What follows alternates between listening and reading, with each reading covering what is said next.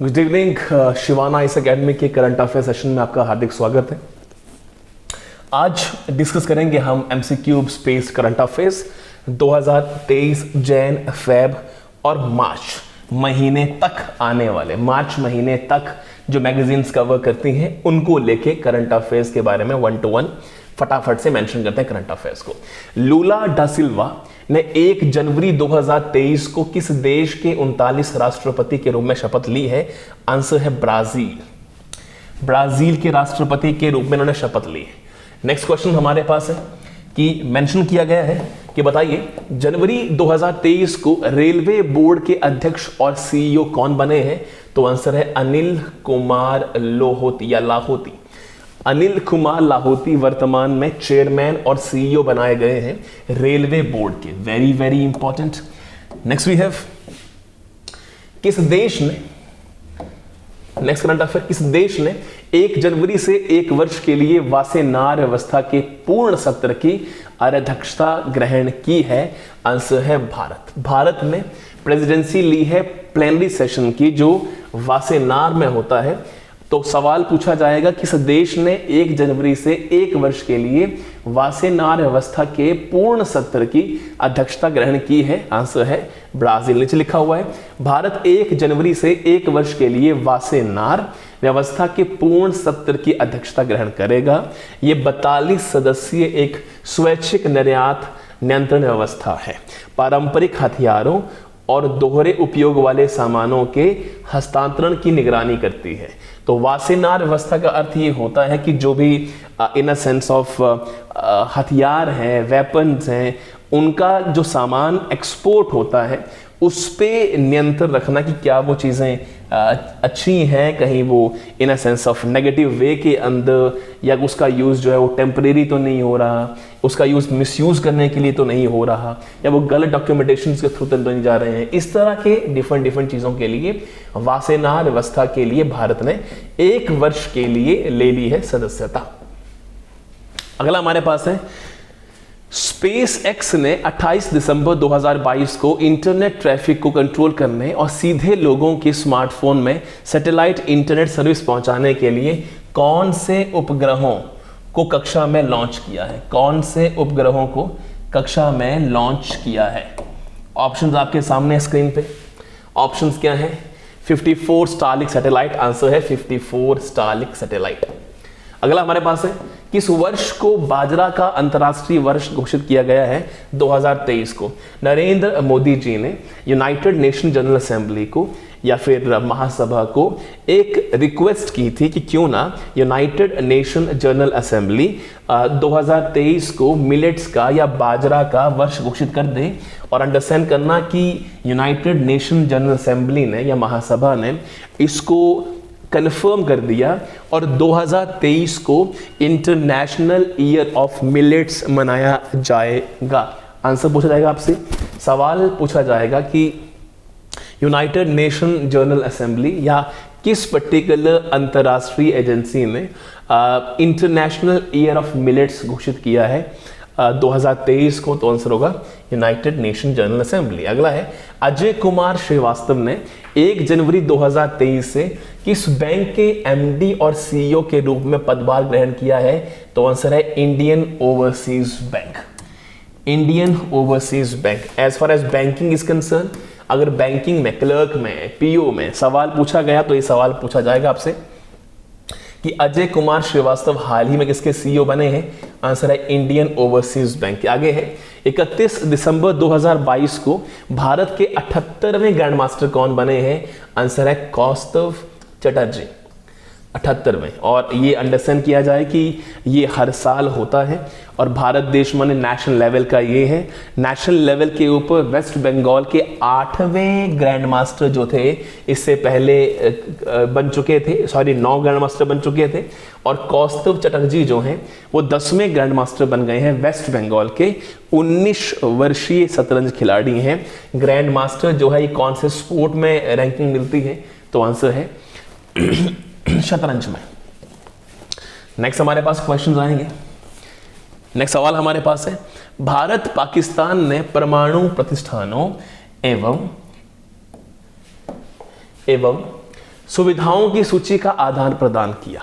दोनों देशों के बीच इस तरह की सूचियों का वर्ष 2023 में ये कौन सा आदान प्रदान है? आंसर है 32वां। होता क्या है, भारत और पाकिस्तान 1 जनवरी को दोनों देशों के बीच परमाणु सुविधाओं के खिलाफ हमले के निषेध पर समझौते करते हैं कि अगर उनके बीच हमला होता है तो, या उनके बीच या कहीं पे भी कोई हमला होता है तो परमाणु चीज़ों का यूज़ ना किया जाए, उसके खिलाफ जो सुविधाएं हैं उनका यूज़ किया जाए। 31 दिसंबर 1988 को हस्ताक्षर किए गए समझौते में ये प्रावधान है कि भारत और पाकिस्तान हर साल 1 जनवरी को समझौते के तहत शामिल होने वाले परमाणु सुविधाओं के बारे में एक दूसरे को सूचित करते हैं। और ये 32वां संस्करण इस बार था जिसके थ्रू भारत और पाकिस्तान ने परमाणु के खिलाफ हमले पर इन सेंस ऑफ मीटिंग की है। वैश्विक परिवार दिवस कब मनाया जाता है? When is global family day celebrated? Answer है 1 जनवरी को। 1 जनवरी को ग्लोबल फैमिली डे सेलिब्रेट किया जाता है। ढाका साहित्य महोत्सव का 10वां संस्करण 2023 में कब हुआ? तो 5 से 8 जनवरी के बीच में। बांग्लादेश का सबसे बड़ा साहित्य जो संस्करण है, फेस्टिवल है, वो ये है और ढाका में ये हुआ है, लिखा गया नीचे है। ये 2011 में ढाका और बांग्लादेशी साहित्य और संस्कृति को दुनिया में बढ़ावा देने के लिए शुरू हुआ था और बांग्लादेश का सबसे बड़ा ये साहित्य समारोह या महोत्सव है। कब हुआ? 5 से 8 फरवरी के बीच में। कहाँ हुआ? तो ढाका में। अंडरस्टैंड करना। भारत की पहली अंडर वाटर मेट्रो कहाँ पे बनाई गई है? तो आंसर है कोलकाता में। भारत की पहली अंडर वाटर मेट्रो सेवा कोलकाता मेट्रो सेवा दी जा रही है, इसको अंडरस्टैंड करना। कहां पे? कोलकाता में पहली अंडर वाटर मेट्रो सेवा। 2023 से 2025 की अवधि के लिए भारतीय रिजर्व बैंक की मध्यम अवधि की रणनीति की रूपरेखा, जिसका नाम डैश है, श्री शक्तिकांत दास, गवर्नर भारतीय रिजर्व बैंक ऑफ के द्वारा शुरू की गई है। तो गवर्नर कौन है वर्तमान में? शक्तिकांत दास, आरबीआई के। Reserve bank of India act कौन सा है? 1934 का। एस्टैब्लिश कब हुआ? 1935 में। और नेशनलाइज कब हुआ? तो 1949 में। इसको मत भूलना, चाहे अपना नाम भूल जाइएगा। लोगो क्या है आरबीआई का? Tiger and palm tree. Tiger and palm tree, ये लोगो है। रिजर्व बैंक ऑफ इंडिया कौन से एक्ट से बना? Reserve bank of India act 1934। Establish कब हुआ? 1935 में। नेशनलाइज कब हुआ? 1949 में। लोगो क्या है? Tiger and palm tree. Palm ताड़ का पेड़ कहते हैं। तो 2023 से 25 की अवधि के लिए मध्यम अवधि की रणनीति जो है बनाई गई है, जिसका नाम रखा गया है उत्कर्ष 2.0। तो उत्कर्ष 2.0 में उत्कर्ष 2022 के मूल उद्देश्यों, मूल्यों एवं मिशन के तहत 6 विजन बनाए गए हैं, जिसके तहत रिजर्व बैंक ऑफ इंडिया में डिफरेंट एक्टिविटीज की जाएंगी। नाम रखा गया है उत्कर्ष 2.0।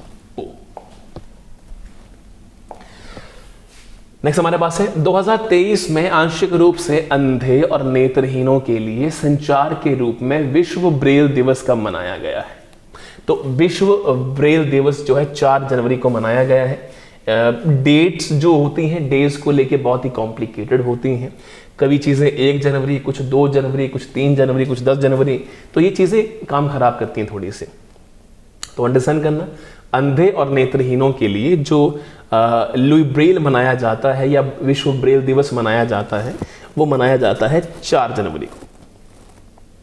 UIDAI, unique identity authority of India, जैसे आधार कार्ड बनता है, आधार कार्ड को देने वाला जो ऑर्गेनाइजेशन है वो UIDAI है, unique identity authority of India. और इसके जो चीफ एग्जीक्यूटिव ऑफिसर है वर्तमान में वो सौरभ गर्ग है। Very important question.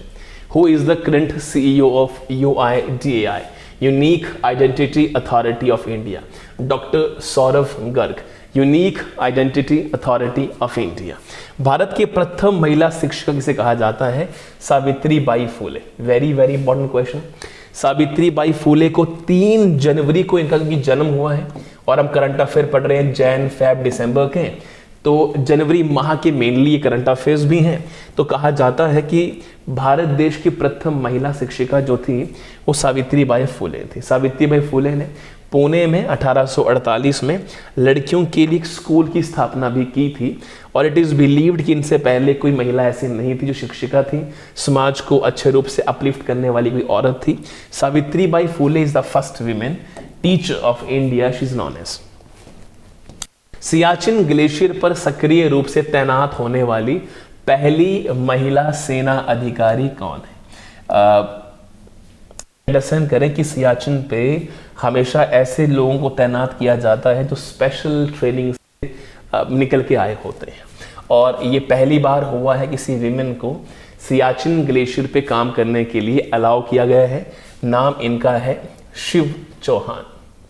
ये आर्मी ऑफिसर है, विमेन आर्मी ऑफिसर है ये, शिवा चौहान। तो शिव चौहान, कैप्टन शिव चौहान या शिव चौहान, और अंडरस्टैंड करना ये शिव लिखा है पर शिवा है, ये शिव लिखा से मिला है, ये शिवा चौहान 2 जनवरी 2023 कठिन करने के बाद सियाचिन शामिल सियाचिन ग्लेशियर पर सबसे युद्ध करना, सबसे पृथ्वी सियाचिन युद्ध 1984 युद्ध हुआ पाकिस्तान सियाचिन में फॉर्म किया गया, सियाचिन में भी हुआ था।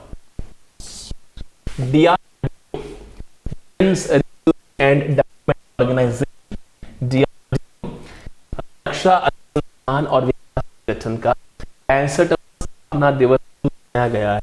आंसर है 1 जनवरी को। अगर किस पर का सबसे युद्ध क्षेत्र है तो अभी सियाचिन पे हमारे पास कोशिश करेंगे चीजें निकालने, चीजें हो ज्यादा रक्षा अनुसंधान DRDO ने 10 जनवरी उड़ीसा के बैलिस्टिक मिसाइल का किया पृथ्वी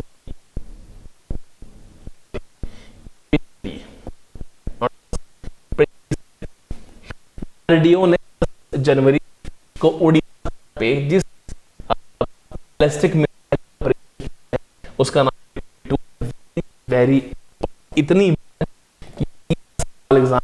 पूछ लिया।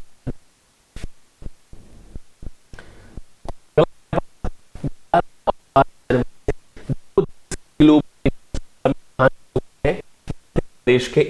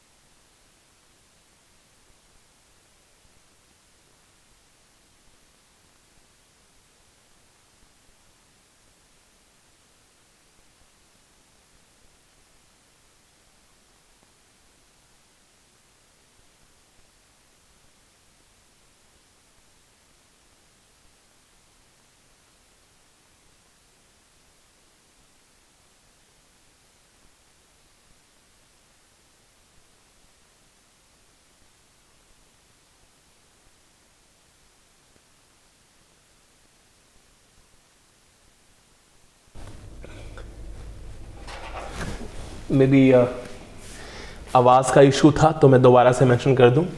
8 जनवरी 2023 से लेके 10 जनवरी 2023 तक कहाँ पे 17वां प्रवासी भारतीय दिवस मनाया गया है, तो वो है मध्य प्रदेश के इंदौर में। और इसका जो थीम है वो है प्रवासी भारत के लिए विश्वसनीय भागीदार है। भारत के 79वीं शतरंज, पहले हमने 78वां पढ़ा था, अब हम आए हैं 79वीं पे। भारत के 79th शतरंज ग्रैंड मास्टर कौन बने हैं? तो आंसर है एम प्रणेश बने हैं, एम प्रणेश। देश का सबसे बड़ा हॉकी स्टेडियम का उद्घाटन मुख्यमंत्री नवीन पटनायक ने कहां किया, किसके नाम पे किया? तो आंसर है बिरसा मुंडा हॉकी स्टेडियम बनाया गया है उड़ीसा में। अब सवाल ये है कि जो बिरसा मुंडा है ये झारखंड के वन ऑफ उन लोगों में से रहे हैं जिन्होंने शेड्यूल कास्टिज्म के लिए, शेड्यूल्स एरियाज के लिए, फ्रीडम के लिए, उनके राइट्स के लिए डिफरेंट मुद्दों को उठाया है और वहाँ पे फ्रीडम उसके फाइटर्स रहे हुए हैं। तो शेड्यूल ट्राइब, शेड्यूल कास्ट के लिए जाना जाता है बिरसा मुंडा को, और इनके नाम पे ही देश भारत का सबसे बड़ा हॉकी स्टेडियम बनाया गया भारत देश में, बिरसा मुंडा हॉकी स्टेडियम। आप जब सुनेंगे इसके बारे में कि इतने रूम्स बनाए गए हैं तो हैरानगी हो जाएगी। ये लिखा हुआ है 261 करोड़ रुपए लगे हैं, 20,000 से ज़्यादा लोगों की क्षमता बैठने की है, 50 एकड़ में बनाया गया है और 15 महीने के रिकॉर्ड समय में इसको बनाया गया है। मैनी अदर क्वेश्चन लिखा गया है, अफ्रीका के कौन से क्षेत्र में संयुक्त राष्ट्र शांति अभियान के लिए महिला सैनिकों की अब तक की सबसे बड़ी टुकड़ी को तैनात किया गया है? तो आंसर है अबेई। अबेई इसका नाम रखा गया है, क्षेत्र है इसका, और इस क्षेत्र के अंदर जो है अफ्रीका के अंदर शांति अभियान के लिए महिला सैनिकों की सबसे बड़ी टुकड़ी को तैयार किया गया। हाल ही में ताड़ के पत्तों की पांडुलिपियों का दुनिया का सबसे बड़ा म्यूजियम कहाँ बना है? तो आंसर है केरला में। ताड़ का पेड़ जो हमने पढ़ा था आरबीआई के अंदर, कि आरबीआई का जो लोगो है वो टाइगर पाम ट्री है, तो पाम ट्री को ताड़ का पेड़ कहते हैं। तो ताड़ के पेड़ का पांडुलिपियां, उसका जो स्ट्रक्चर जो है उसका संग्रहालय, म्यूजियम बन गया है भारत देश में। पहला म्यूजियम है ये भारत देश का और ये केरल में बनाया गया है। आगे है 2 जनवरी 2023 को 74वें एनसीसी गणतंत्र दिवस शिविर का आयोजन कहाँ किया गया? तो आंसर हमारा है दिल्ली के अंदर। ये 1 महीने तक चलने वाला कैंप है, सारे 28 राज्य और 8 यूटी में 710 लड़कियों और टोटल 2155 लोगों को, एनसीसी के लोगों को चुना गया था और दिल्ली कैंट में इन लोगों ने परेड की हुई है गणतंत्र दिवस में। 13 जनवरी 2023 को दुनिया की सबसे लंबी क्रूज यात्रा शुरू की गई है, जो है वाराणसी से लेकर डिब्रूगढ़ तक, और लिखा गया है नरेंद्र मोदी ने वाराणसी में दुनिया की सबसे लंबी क्रूज यात्रा जो 3200 किलोमीटर से ज़्यादा है, 5 राज्यों से होकर गुजरेगी और 27 नदियों से गुजरेगी। विद द सेम ये बांग्लादेश से होकर गुजरेगी। Many other questions. दुनिया की सबसे लंबी क्रूज यात्रा होगी ये फ्रॉम वाराणसी टू असम डिब्रूगढ़ तक। पंडित केसरी नाथ त्रिपाठी का निधन हुआ है। वो हाल ही में कौन से राज्य के, किस राज्य के राज्यपाल रह चुके थे? तो आंसर है वेस्ट बंगाल के। अगला हमारे पास है 2022-23 के दौरान जीडीपी में भारत की वृद्धि 2021-22 में 8.7% के मुकाबले कितनी रहने का अनुमान है? आंसर है 7%।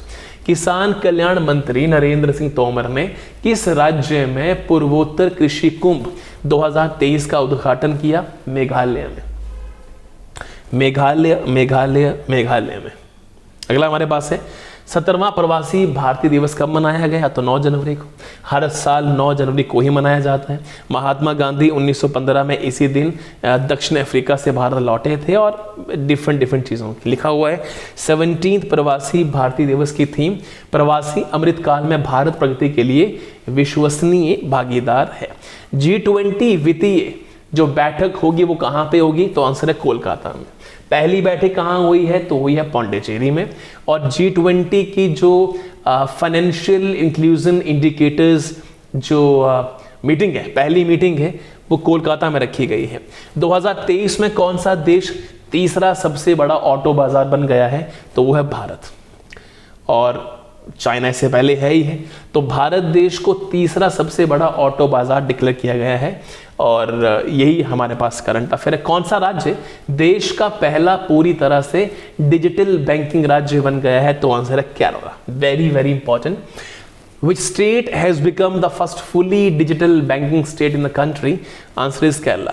केविन मैककार्थी को किस देश के लोअर हाउस के अध्यक्ष के रूप में चुना गया है? तो आंसर है यूएसए। यूएसए का lower house is house of representative, upper house is senate. Lower house का अध्यक्ष या स्पीकर, जैसे भारत देश में लोकसभा होता है, यूएसए में हाउस ऑफ रिप्रेजेंटेटिव। भारत देश में राज्यसभा होता है और यूएसए में सेनेट होता है। तो यूएसए का इनको लोअर हाउस का अध्यक्ष चुना गया है, नाम इनका है केविन मैककार्थी। अमेरिका में भारतीय मूल की पहली महिला सिख न्यायाधीश कौन बनी है? मनप्रीत मोनिका सिंह। 31 जनवरी से 2 जनवरी तक G20 देशों की पहली एजुकेशन के ऊपर मीटिंग कहाँ होगी? तो आंसर है चेन्नई में। फाइनेंस के ऊपर कोलकाता में। पहली मीटिंग कौन से इन अ सेंस ऑफ यूटी में हुई है? तो पहली G20 मीटिंग हुई है पौंडीचेरी में। पहली G20 फाइनेंस के ऊपर हुई है कोलकाता में। पहली G20 meeting on the basis of educational group वो हुई है चेन्नई के अंदर। 8 जनवरी को अंतर्राष्ट्रीय पतंग महोत्सव किस राज्य में मनाए जाने की शुरुआत हुई है? तो आंसर है गुजरात में। 8 जनवरी को अंतर्राष्ट्रीय इंटरनेशनल काइट फेस्टिवल कहाँ शुरू हुआ है? आंसर है गुजरात में।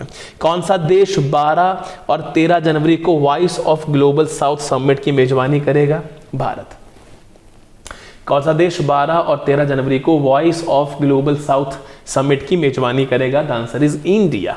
अगला हमारे पास है, किस फिल्म ने सर्वश्रेष्ठ मूल गीत के लिए 2023 गोल्डन ग्लोब अवार्ड जीता?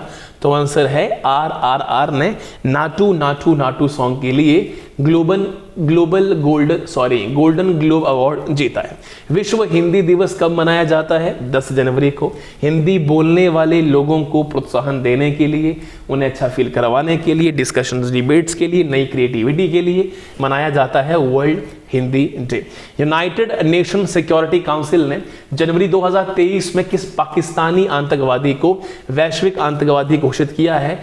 आंसर हमारे पास है that is B, Abdul Rahman Makki. Abdul Rahman मक्की जो है वो 2006 से भारत देश में हमला करने के लिए फेमस माने जाते हैं, और 26/11 में जो हमला भारत देश में हुआ उसके जो मेन पर्सनैलिटी थी उसके बहनोई ये माने जाते हैं, और ये माना जाता है कि 26/11 मास्टरमाइंड के में इनका भी हाथ था। गिनीज वर्ल्ड रिकॉर्ड की रिपोर्ट के अनुसार किस व्यक्ति ने 81 प्रतियों को मिरर टाइपिंग करके एक रिकॉर्ड बनाया? मिरर टाइपिंग होती है, जैसे आप रीजनिंग पढ़ते हैं, मिरर इमेज पढ़ते हैं, तो आप लिखते जो हैं मिरर में वो सीधा आना है, जिसको कहते हैं मिरर इमेज। तो ये एक इंसान है, इटली का ये रहने वाला है, नाम इनका माइकल सेंटलिया है, और इस इंसान ने 81 प्रतियों को प्राचीन भाषाओं में उल्टा लिखने का रिकॉर्ड बनाया है। आखिरी सवाल आज का, अगले 2 पार्ट के अंदर मैं इन सारे 150 क्वेश्चंस को फिनिश करूंगा। ये अप्रॉक्सीमेटली 50-55 क्वेश्चंस का ये पार्ट 1 रहेगा, और ऐसे पार्ट 3 में मैं डिस्कस करूंगा।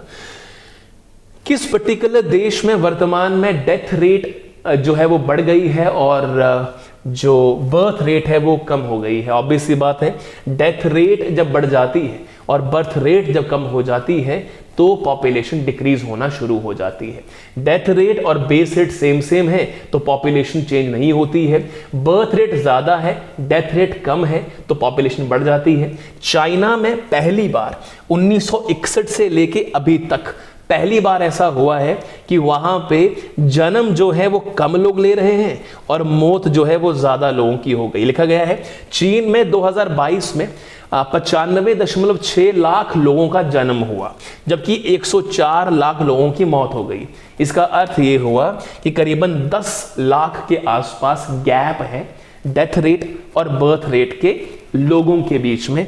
इसलिए पहली बार चाइना के जो पॉपुलेशन है उसमें गिरावट आई है, और ये माना जा रहा है, या अगर डिक्लेयर कर देते हैं हम लोग कि भारत देश दुनिया की सबसे पॉपुलस कंट्री बन चुका है।